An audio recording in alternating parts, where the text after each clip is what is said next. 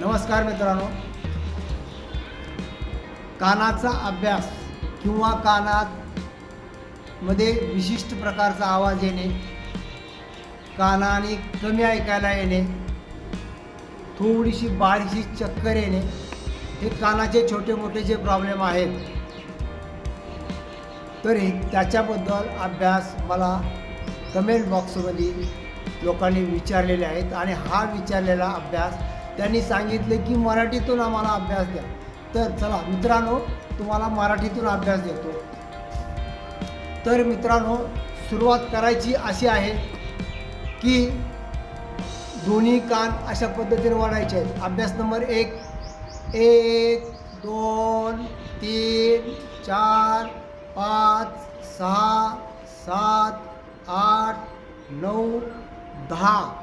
मी 10 वेळा ओढला कान, तुम्ही जास्त वेळा वाढला तरी चालेल.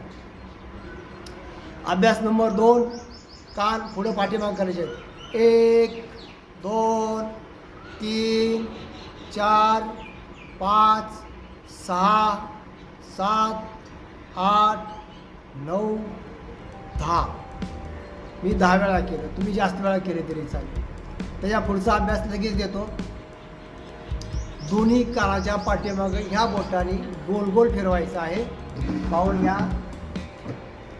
1 2 3 4 5 6 7 8 9 10. उलट्या पद्धतीने फिरवायचे.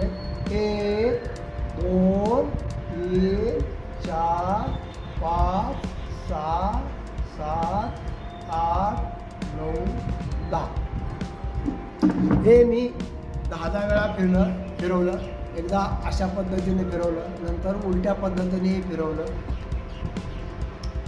त्याच्यानंतर मित्रांनो, मी काय करणार आहे, आपल्या योगाच्या अभ्यासातली भ्रामरी हा प्रयोग करणार आहे. भ्रामरी म्हणजे एक मचं गुंजन केलं जातं. गुंग्याचा जसा आवाज येतो त्या पद्धतीनं आपणाला गुंजन करायचं आहे. म कसं म्हणायचं आहे, दातावर दात ठेवायचे आहेत अर्धवट, आणि ओठसुद्धा अर्धवट मिटलेले असावेत. आणि त्यावेळीच्या कंडिशनला काय करायचं आहे, कान बंद करायचे आहेत. कान बंद करायचे आहेत. वरची 2 बोटं भोव्यावर ठेवायचे आहेत, मधली 2 बोटं डोळ्यावर ठेवायचे आहेत, आणि खालची करंगळी हे खालच्या ओठावर ठेवायचा प्रयत्न करायचा आहे.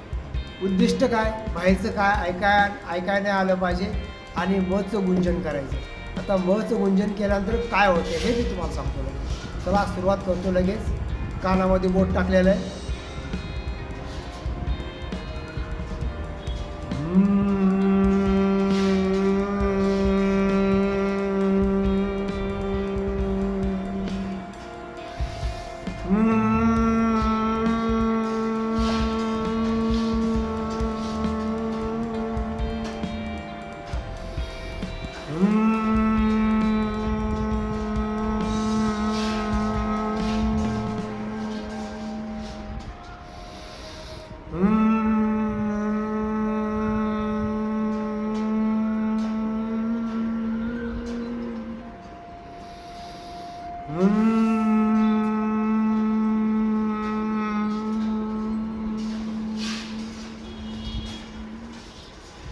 मी ही भ्रामरी 5 वेळा केली.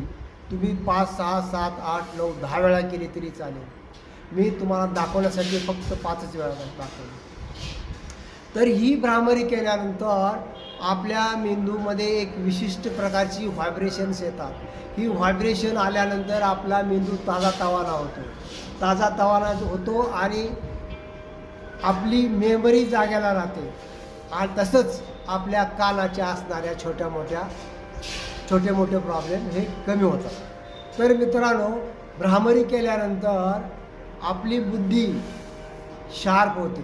लहान मुलांनी जर ही भ्रामरीचा अभ्यास जास्त केला तर जसं वाचल तसं त्याच्या लक्षात राहतं.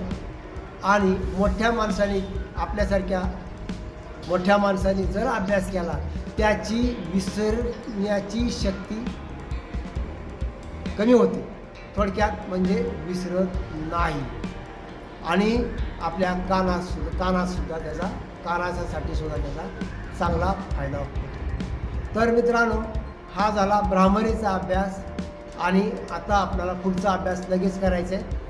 श्वास भरायचा आहे आणि भरलेला श्वास गिळायचा आहे. आणि गिळल्यानंतर आपलं ओठ तोंडाने बाहेर हवा सोडायची नाही, तशीच दाबून ठेवायची. नाक दाबायचं आहे. नाक दाबल्यानंतर आपले गाल फुगणार आहेत. गाल फुगल्यानंतर कानाच्या पडद्यावर प्रेशर येणार आहे आणि ते प्रेशर आपणाला आपली कानाची समस्या कमी करण्यास फायदेशीर होणार आहे. पाहून घेऊया.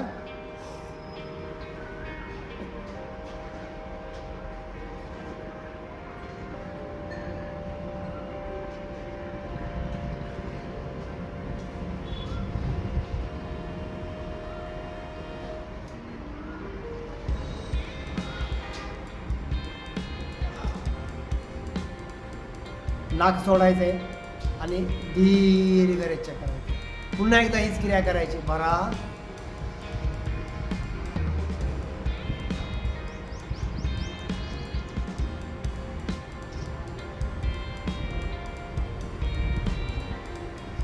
नाकाने दीर्घ सोडायचं. नाक दाबल्यानंतर गाल फुगतात. गाल फुगल्यानंतर कानाच्या पडद्यावर असं कानाचे पडदे बाहेर ढकलले जातात. हे ढकलल्याने बाहेरचे कानाचे पडदे आपल्या कानाचं आरोग्य जपून ठेवण्यास मदत होते. आता तर मी एका नाकाने दाबले, तुम्ही दोन्ही नाकाने दाबू शकता. पाहून घ्या. दोन्ही हाताने दाबायचं.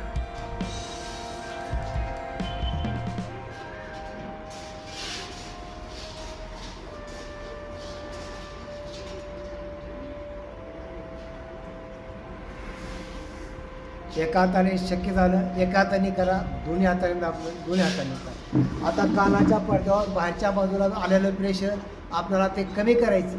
आपल्याला कानाचे पडदे पुन्हा पूर्ववत जागेला आणायचे. मग काय करायचं आहे?